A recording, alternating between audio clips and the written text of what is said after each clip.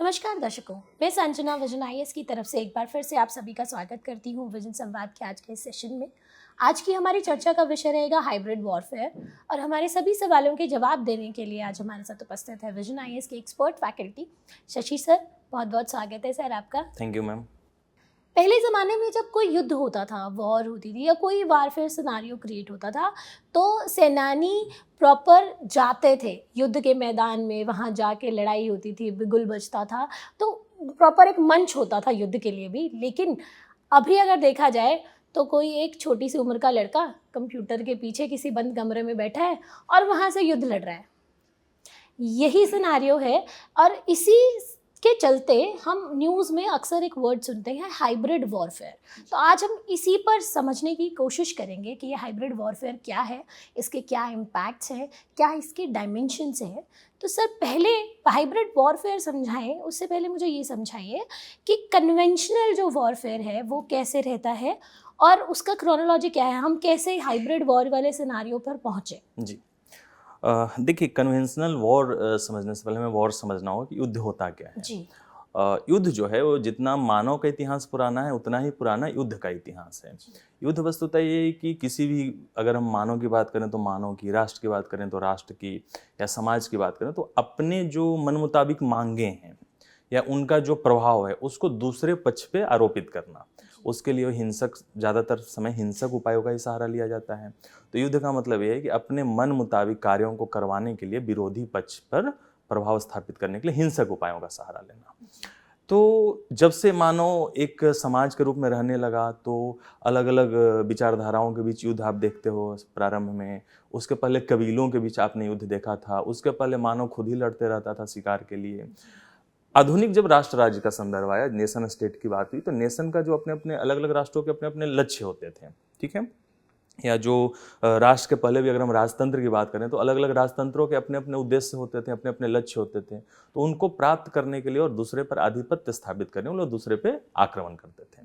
तो conventional war का मतलब ये होता था कि अपने विरोधी पक्ष पे आक्रमण करना और खास करके आमने सामने की खुली लड़ाई में दूसरे पक्ष को मात देना, जिसमें ज़्यादातर समय हिंसा का सहारा लिया जाता था। तो कन्वेंशनल वॉर ऐसे चलते रहा। खास अब जब मॉडर्न स्टेट बना तो स्टेट अपने पास सेना रखने लगा, हथियार का प्रॉपर भंडार रखने लगा, तो कन्वेंशनल वॉर का दायरा बढ़ने लगा। आप इंडिया के कंटेक्स्ट में भी देखते हैं कि कितने सारी लड़ाइयाँ अंग्रेजों के साथ हुई। अंग्रेज एंग्लो मैसूर वार हो गया, एंग्लो कर्नाटका वार हो गया, ये डिफरेंट मराठा अपने पास लड़ते थे। तो आमने सामने की लड़ाई होने लगी। फिर आमने सामने की लड़ाई में जो पार्टी जीतती थी उसका प्रभुत्व हो जाता था।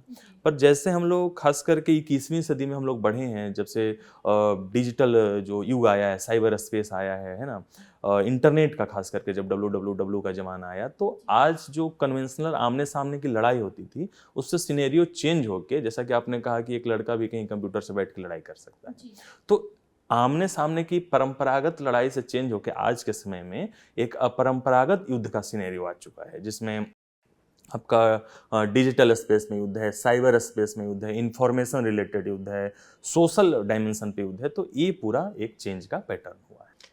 सर आपके जवाब से मुझे कन्वेंशनल वॉरफेयर का सिचुएशन तो समझ आया कि क्या मतलब है, कैसे वो चलता है।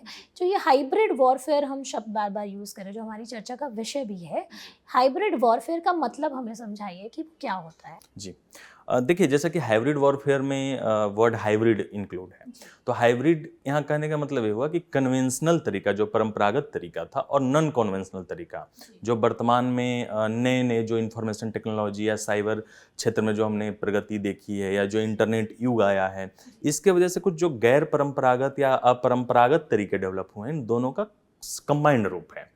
जैसे कन्वेंशनल युद्ध में होता था कि मैंने कहा कि आमने सामने की लड़ाई होती थी, बट ये जो हाइब्रिड वॉरफेयर है इसमें होता था कि आमने सामने की लड़ाई के साथ साथ साइमल्टेनियसली उसी समय आपको गैर परंपरागत तरीकों का यूज किया जाता है। जैसे रसिया यूक्रेन वॉर अभी चला है ना, या इजराइल हमास वॉर चल रहा है, तो एक तो आमने सामने की लड़ाई हो रही है, वॉर के डिफरेंट जो थिएटर हैं, कुछ क्षेत्रों में आमने सामने की लड़ाई चल रही है, लेकिन साथ ही साथ आप देखिएगा कि दोनों पक्ष आमने सामने के अलावा कई अन्य तरीकों का इस्तेमाल कर रहे हैं। जैसे रसिया ने यूक्रेन को कमज़ोर करने के लिए आपने देखा था कि काला सागर में जहाज़ों की घेराबंदी कर दी थी।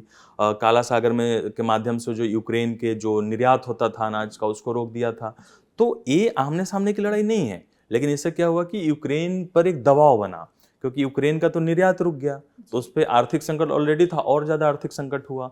तो इस दबाव बनने से सामने वाले पक्ष को झुकाने की मंशा होती है। दूसरा उदाहरण देखिए, अभी इजराइल हमास के बीच वॉर चल रहा है। तो अभी आपने 2-4 दिन पहले न्यूज़ सुना होगा कि, या इनफैक्ट 1-2 दिन पहले न्यूज़ होगा कि उसमें एक इजराइल का लिंक्ड जहाज़ लाल सागर से जा रहा था। तो उस पे ईरान समर्थित जो हौती विद्रोही हैं, जो यमन में कार्यरत हैं, वो हमास के समर्थन में उस पे हेलीकॉप्टर से उतर के उस पे कब्जा कर लेते हैं, पूरे जहाज पे। तो इस तरीके से गैर परंपरागत खतरे हुए हैं, ठीक है।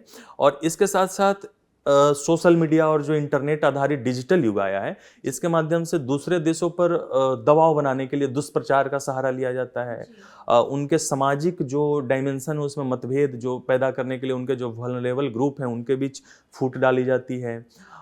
या फिर जो पॉलिटिकल वारफेयर के अंतर्गत आप देखिएगा कि चुनावों में हस्तक्षेप किया जाता है। जैसे कुछ साल पहले आपने अमेरिकी चुनाव में रूस का हस्तक्षेप देखा था, है ना। तकनीकी इसका जो डायमेंशन उसमें आप देखिएगा कि कहीं ना कहीं जो चीन की कंपनियों पर आरोप ऐसे लगने लगते हैं, उनकी जो आईटी कंपनियां हैं कि उनमें जो दूरसंचार के जो यंत्र होते हैं उसमें वो अपना जासूसी कुछ सॉफ्टवेयर हार्डवेयर इंस्टॉल कर देते हैं। तो हाइब्रिड वारफेयर इन सब का कंबाइंड रूप है कि आमने सामने की लड़ाई के साथ साथ कहीं ना कहीं जो इंफॉर्मेशन टेक्नोलॉजी का जो प्रचार हुआ है, जो डिजिटल और साइबर स्पेस में हमें बढ़त मिली है, या जो 21वीं सदी का मॉडर्न वर्ल्ड है उसके जो जो डिफरेंट डायमेंशंस हैं उसका यूज किया जाए। तो परंपरागत और गैर परंपरागत दोनों का कंटिन्यूअस जो रूप है जो कि युद्ध में इस्तेमाल किया जा सके, यही हाइब्रिड वॉरफेयर है। जी, तो यहाँ से बेसिकली मुझे ये समझ आया कि साम दाम दंड भेद, बिल्कुल मैम, सब फेयर गेम है। जी। हम जिस भी तरीके से लड़े, हमें सिर्फ जीतने से युद्ध मतलब जीतने है हैं, इसमें। जी।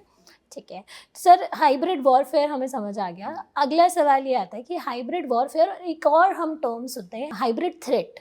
तो हाइब्रिड वॉरफेयर और हाइब्रिड थ्रेट में क्या डिफरेंस है? दोनों का मतलब से स्पष्ट हो जाता है। हाइब्रिड वॉरफेयर मतलब कि एक्टिव युद्ध हो रहा है, जैसे रूस और यूक्रेन के बीच युद्ध हो रहा है। तो उसमें एक तो आमने सामने की लड़ाई हुई और उसके बाद रूस के, जैसे मैंने बोला, काला सागर में घेराबंदी हो गई। या फिर रूस पे हाइब्रिड वॉरफेयर करने के लिए आपने देखा होगा उसके जो तेल और गैस के एक्सपोर्ट्स हैं उस पर प्रतिबंध लगाए गए हैं, और उसके जो जितने कंपनियां हैं उस पर प्रतिबंध लगाए गए, बैंकिंग कंपनियों पर प्रतिबंध लगाए गए हैं, उसके एयर स्पेस को बंद कर दिया गया। तो ये हो गया आपका हाइब्रिड वॉरफेयर, जिसमें एक्टिव तरीके से युद्ध में भाग लेने के लिए परंपरागत और गैर परंपरागत उपायों को जोड़ा जाता है। दूसरा, जैसे आपने कहा हाइब्रिड थ्रेट, हाइब्रिड खतरा। तो हाइब्रिड खतरा ऐसा स्थिति को सूचक है जिसमें गैर परंपरागत जो तरीके हैं उसको एक्टिव युद्ध का समय नहीं है। जैसे मान लीजिए कि भारत पाकिस्तान के बीच अभी युद्ध नहीं चल रहा है, लेकिन पाकिस्तान समर्थित जो आतंकवादी समूह हैं भारत में हमले करते हैं, लोन वुल्फ अटैक करते हैं, है ना, या फिर जो उनके समर्थित स्लीपर सेल्स हो गए हैं। तो ये डायरेक्ट युद्ध तो नहीं हो रहा है, लेकिन अब 2-4 लोगों को, हमारे जैसे अभी आपने देखा कि जम्मू कश्मीर में हमारे 2 सैनिक और 2 अधिकारी शहीद हो गए हैं अभी कुछ दिन पहले ही। तो ऐसे अटैक से उस देश को कमजोर करने का प्रयास किया जाता है, तो एक खतरे के रूप में सामने आता है। साइबर अटैक हो गया, या लोन वुल्फ अटैक हो गया, या उस देश का जो क्रिटिकल इंफ्रास्ट्रक्चर है उस पर अटैक हो गया, देश का जो डिजिटल इंफ्रास्ट्रक्चर है उस पर अटैक हो गया, ये सब हाइब्रिड थ्रेट में आएंगे। हाइब्रिड युद्ध का मतलब, हाइब्रिड वॉरफेयर का मतलब जब एक्टिव युद्ध चल रहा हो, और हाइब्रिड थ्रेट का मतलब जब एक्टिव युद्ध नहीं चल रहा हो लेकिन स्टिल सामने वाला जो विरोधी पक्ष है उसको कमजोर करने के डिफरेंट तरीके। तो यानी कि ये एक टाइप का हाइब्रिड कोल्ड वॉर हो जाता है। बिल्कुल बिल्कुल, हाँ। ठीक है सर, अब ये समझाइए कि इस हाइब्रिड वॉरफेयर का नेचर या इसका डोमेन क्या है, और यहाँ पे अटैक करने के लिए या बेसिकली इस वॉर को आगे बढ़ाने के लिए किस तरह के माध्यम यूज़ किए जाते हैं? जी, देखिए, जो हाइब्रिड वॉरफेयर है उसके हम लोग डोमेन या नेचर की बात करें तो ये कई सारे मल्टीलैटरल डोमेन के साथ एक साथ साइमल्टेनियसली ऑपरेट करता है। जैसे इसमें एक पॉलिटिकल एंगल आप ढूंढ सकते हैं, पॉलिटिकल वॉरफेयर, जिसमें दूसरे देश के जो पॉलिटिकल संस्थाएं हैं, इधर सरकार हो गया, चुनाव आयोग हो गया है ना, या फिर जो सेना हो गई, पुलिस, न्यायपालिका हो गई, उनकी छवि को धूमिल करने के लिए, उनके कार्यों में हस्तक्षेप करने के लिए बाधा उत्पन्न करने का प्रयास किया जाता है। पॉलिटिकल के बाद अगर हम लोग इसके इकोनॉमिक वॉरफेयर की बात करें, आर्थिक डोमेन की बात करें, तो उसमें आप देखिएगा कि किसी देश की अर्थव्यवस्था को नुकसान पहुंचाने के लिए उस देश में जाली या नकली नोटों की आपूर्ति बढ़ा दी जाएगी। जैसे भारत में आप देखिएगा कि पाकिस्तानी ISI के द्वारा अलग अलग तरीके से जाली नोटों को बढ़ावा दिया जाता है। उसके साथ साथ जो अर्थव्यवस्था के बड़े सेक्टर्स हैं, जैसे एक्सपोर्ट, अगर वो देश कुछ कर रहा है तो उसके एक्सपोर्ट में बाधा उत्पन्न करने का प्रयास किया जाता है। जैसे रसिया के द्वारा तेल और गैस का बड़ा एक्सपोर्ट किया जाता था, जो उसकी विदेशी मुद्रा के आय का बड़ा स्रोत था। तो रूस यूक्रेन वार में जो वेस्टर्न वर्ल्ड है उसने आर्थिक वारफेयर के तहत रसिया के तेल गैस पर प्रतिबंध लगाया, देशों को खरीदने से मना किया, उसमें डॉलर में उसकी बिक्री को प्रतिबंधित किया गया, है ना। इसके साथ साथ पॉलिटिकल वॉरफेयर हो गया, आर्थिक वॉरफेयर हो गया, फिर टेक्नोलॉजिकल वॉरफेयर होता है, जिसमें जो 21वीं सदी के जो हम लोगों ने तकनीकी डेवलपमेंट किए हैं, जैसे हमने इंटरनेट से जुड़े हुए जितने डायमेंशन हो गए हैं, डिजिटल डायमेंशन हो गया, साइबर स्पेस हो गया, क्रिटिकल इंफ्रास्ट्रक्चर हो गया, तो इन सब में सामने वाला जो देश है या जो सामने वाला पक्ष है उसको नुकसान पहुंचाने का प्रयास किया जाता है। साइबर अटैक्स के थ्रू हो सकता है, और रैनसमवेयर के थ्रू हो सकता है ना, या उसका जो इंटरनेट अवसंरचना है उस पर प्रहार किया जा सकता है। अब मान लीजिए कि किसी देश में इंटरनेट अवसंरचना का एक महत्वपूर्ण घटक उस देश का उपग्रह हो गया, या उस देश में जो ऑप्टिकल फाइबर केबल का जो एक नेटवर्क है वो हो गया, या जो आप समुद्र में समुद्री केबल्स बिछे हुए देखते हैं, तो अगर समुद्री केबल्स को नष्ट कर दिया जाए, भारत आने वाले एक बड़े समुद्री केबल के नेटवर्क को नष्ट कर दिया जाए, तो उससे क्या होगा कि भारत में इंटरनेट काफी धीमा हो जाएगा, तो हमारी जो क्षमता है, सैन्य क्षमता, वो कम हो जाएगी। तो ये टेक्नोलॉजिकल वारफेयर हो गया, साइबर अटैक्स के माध्यम से कंप्यूटर नेटवर्क्स को ठप कर दिया जाएगा। तो ये सारे टेक्नोलॉजिकल डायमेंशन में आते हैं। नेचर में एक दूसरा पक्ष आप देखिएगा, आज के डेट में एक एनर्जी की बात हो जाती है, एनर्जी वॉरफेयर है ना, एनर्जी डोमेन की बात आती है। तो एनर्जी डोमेन में क्या किया जाता है कि किसी देश की ऊर्जा सुरक्षा के जो घटक हैं उस पर प्रहार करने का प्रयास किया जाता है। जैसे भारत की बात करें तो भारत अपनी जरूरत का लगभग 70-80% तेल आयात करता है बाहर से। तो जो आयात हो रहा है उस आयात को रोकने के लिए हमारे कार्गो शिप्स अगर आ रहे हैं पेट्रोलियम प्रोडक्ट्स लेकर, उस कार्गो शिप पर अटैक करके कोई उसको मतलब कि कब्जे में लेने का प्रयास करे, तो हमारे जो युद्ध क्षमता है वो उस पर प्रहार पड़ेगा, है ना। इन्वायरमेंटल फैक्टर है, इन्वायरमेंटल डोमेन है। आज के डेट में आप देखिएगा कि इन्वायरमेंटल कॉस्ट किसी देश के लिए बड़ा इंपॉर्टेंट हो जा रहा है। जैसे अगर हिमालय में ग्लोबल वार्मिंग की वजह से ग्लेशियर्स पिघल रहे हैं, तो ग्लेशियर्स के पिघलने से आप सुनते होंगे कि ग्लेशियर्स लेक आउटवर्स्ट फ्लो हो जाता है, GLOF जिसको कहते हैं। तो बांधों के टूटने से कई सारे मजदूर फंस जाते हैं, जो उसका विद्युत अवसंरचना है उसको नुकसान पहुंचता है।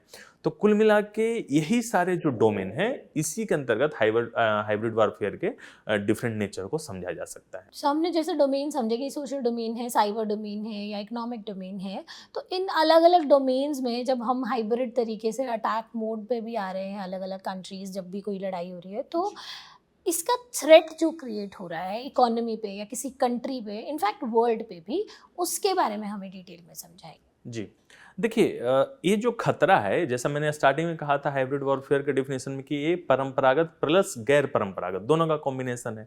तो देशों के पास परंपरागत तरीके से लड़ने के लिए एक बेहतर समझ और रणनीति, प्रैक्टिस और टैक्टिसेज उपलब्ध होते हैं, लेकिन इस तरीके के गैर परंपरागत जो चैलेंजेस उभर के आए हैं हाइब्रिड वॉरफेयर में, तो उसको कैसे हैंडल किया जाए, इसको लेकर देशों में बड़ा ही एक सुस्पष्ट अभी भी एक रणनीति नहीं बन पाई है।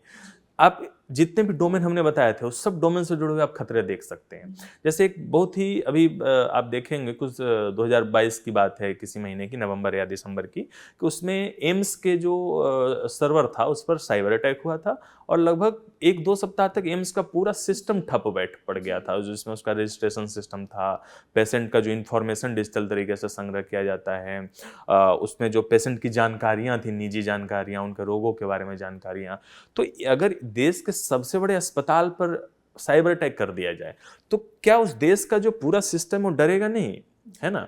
तो उसी प्रकार ऐसे थ्रेट्स को आप देखिएगा, तो जैसे पॉलिटिकल थ्रेट्स में आप देखिएगा किसी देश के चुनाव में हस्तक्षेप करके इंफॉर्मेशन टेक्नोलॉजी का जो सोशल मीडिया या डिजिटल मीडिया है, इसके माध्यम से दुष्प्रचार करके किसी खास पार्टी या खास विचारधारा की सरकार को प्रमोट करना, या किसी खास पार्टी विचारधारा की सरकार के विरुद्ध प्रचार करना, तो उससे उस देश में एक आम जनमानस का मान ऐसा क्रिएट कर दिया जाता है कि ये सरकार ऐसी कर रही है। रूस अमेरिकी चुनाव में रूस ने ऐसा काफ़ी इस्तेमाल किया था, आरोप लगता है ऐसा, है ना। तो पॉलिटिकल वारफेयर में आप ये देख सकते हैं थ्रेड्स की दूसरे देश के पॉलिटिकल सिस्टम पे ही प्रहार कर दिया जाए।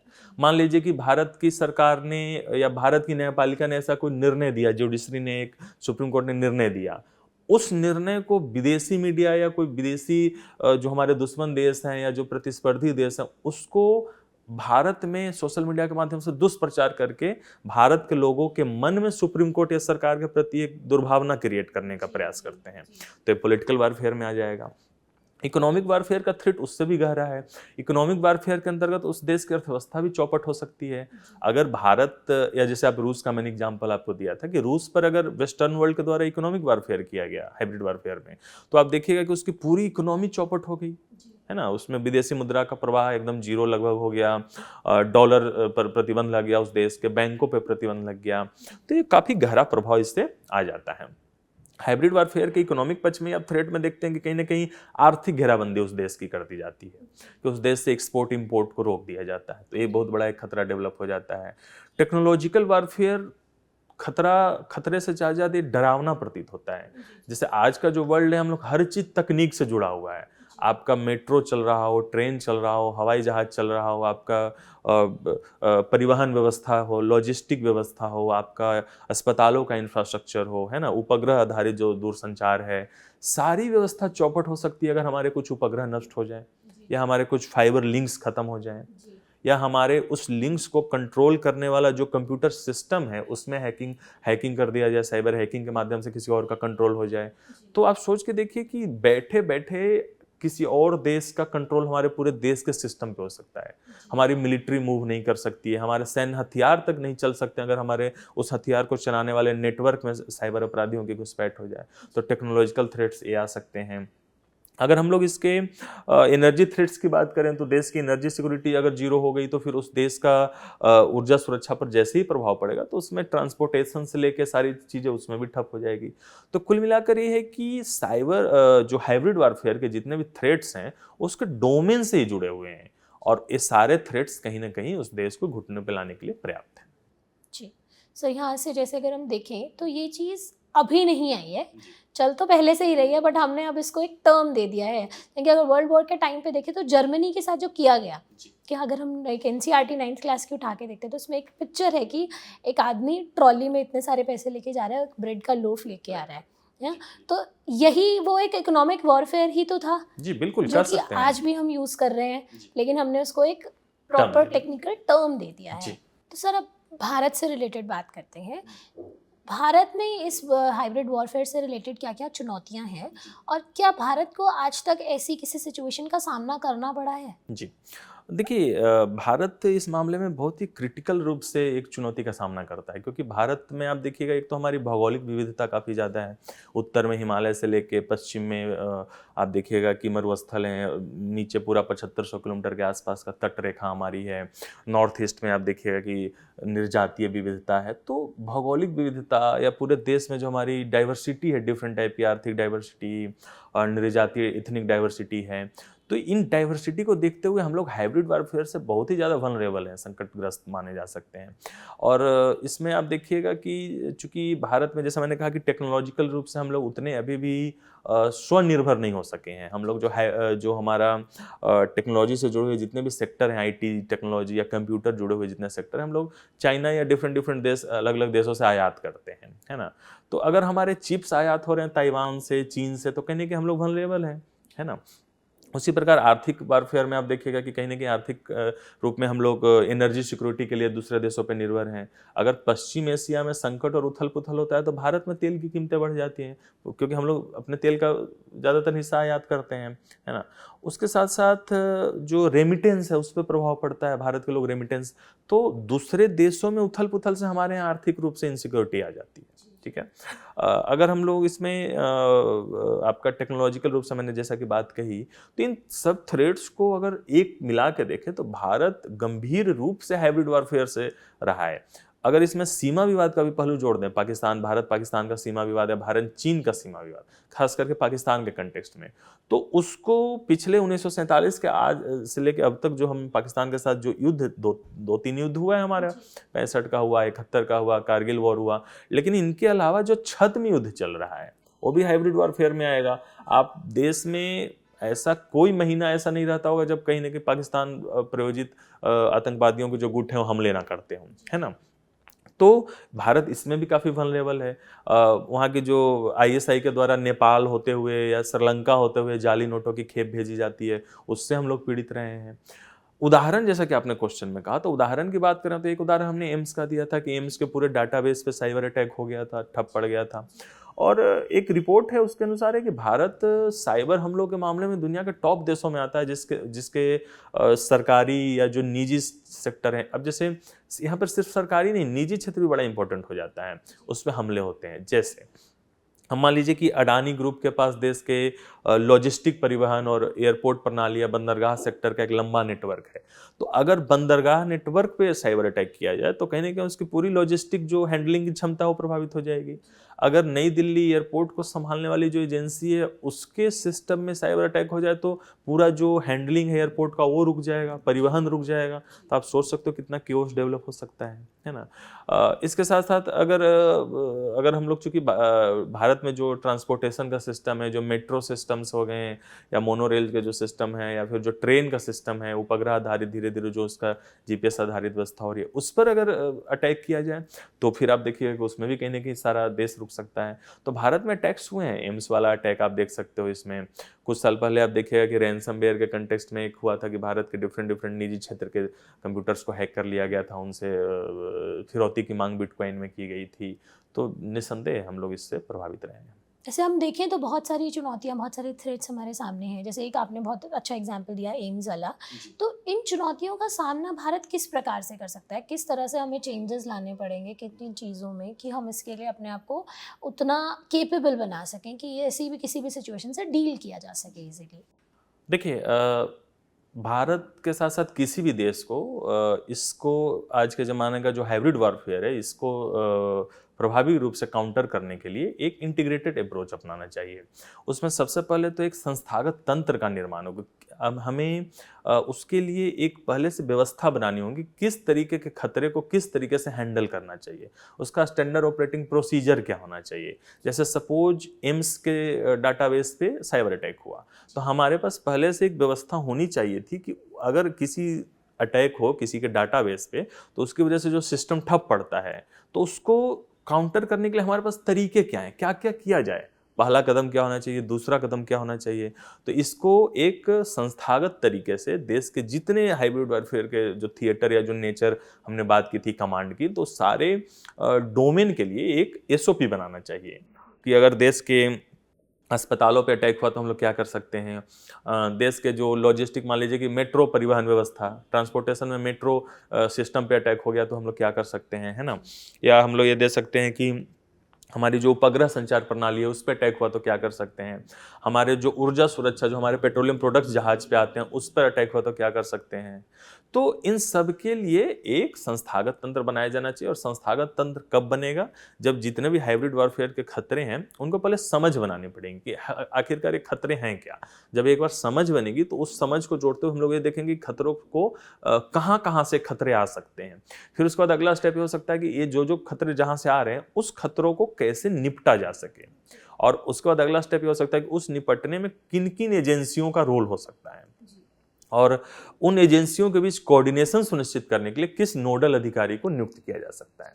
तो अगर कोई खतरा है तो उस खतरा से पहले समझ बनाएंगे, समझ बनाकर ही उसका समाधान ढूंढा जा सकता है। तो संस्थागत तंत्र सबसे इंपॉर्टेंट हुआ कि संस्थागत तंत्र बनानी पड़ेगी।